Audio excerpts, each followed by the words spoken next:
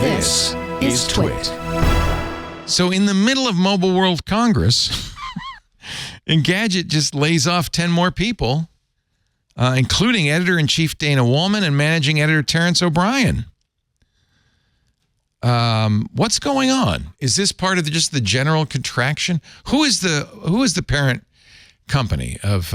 Is this Red Ventures or no? It's Apollo. It's Apollo. Yeah. So actually, the funny.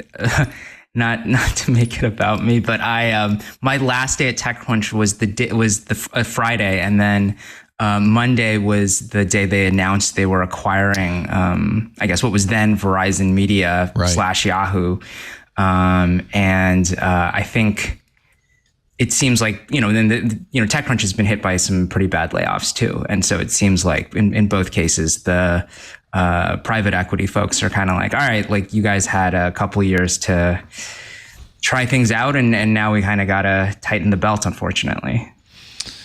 And I don't blame the new owners, although I have to say every time private equity gets involved in anything, they generally do it like Apollo, like Red Ventures, like a lot of these companies that now own most of the media titles, especially the tech media titles that we're familiar with. They tend to do it with a lot of leveraged debt, which puts a lot of pressure on them to turn it around, to make profit so they can pay this debt down. And so as a result, you often see a lot of belt tightening, layoffs, changes, and you see some things that are not so nice, like a turn to AI to writing content.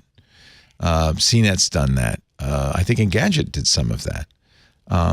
I don't think Engadget's done that. They haven't done any AI content? Oh, good. Yeah. Okay. The other day on the Engadget podcast, Devendra Hardawar was talking about this. He said Engadget has not done any AI stuff, any AI stories. But stay tuned because we might all get an angry email from Devendra if we say that they have. No, we love Devendra. Devendra's still there, still doing great work. He also made it clear that they have no intention of doing good. Although, he's there now.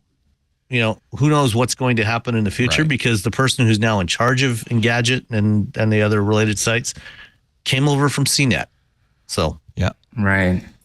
I think, it's obviously true that there's these very difficult headwinds that you spoke to, Leo, for any media company, especially any media company that gets a lot of its revenue from online advertising.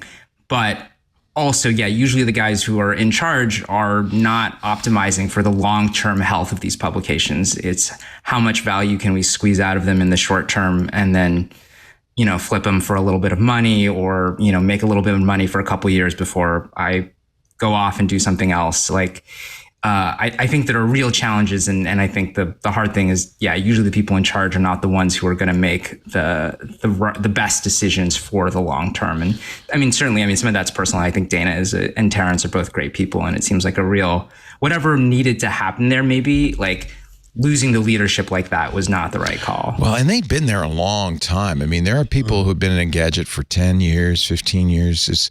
Engadget was started by Jason Calacanis, right? Originally, and was sold. Jason and Peter Rojas. Peter Rojas, and then sold. It went through a bunch of owners: Yahoo, Verizon, Oath. Well, Jason sold it to AOL. AOL was the first one, and then AOL subsequently got sold and resold, and eventually. I was at TechCrunch for a lot of that, and I just made like a list of all the companies that we were like owned by AOL. Then we were owned by, I think it was then we owned by Verizon, so we were called Oath. Then we were called Verizon Media, and then now that's private equity. That company is called Yahoo. It's but it ain't it ain't Jerry Yang's Yahoo. It's a different it's a different Yahoo. I started my journalism career, my transition from engineering to journalism in 2006. Great transition. Going to Autoblog, which was also part of that Weblogs Inc. group. Which at the time, there was probably about 20 or so sites that were all part of Weblogs Inc. And this was about a year after AOL had acquired it, and. After I left, after it, I think it was, after AOL got spun off from Time Warner, again, they went through a round of cutbacks then, and they cut a bunch of the sites like TUAW and Download Squad that Christina Warren used to write for, and a bunch of other sites have gone by the wayside, and I think Engadget and Autoblog may be the last two big ones still going. Hey, thank you for watching this little snippet from our big show, the News Roundtable, This Week in Tech. I'm Leo Laporte. Each week we cover the week's tech news, in-depth analysis, but it's also fun and engaging. You'll find it at twit.tv along with all of our shows.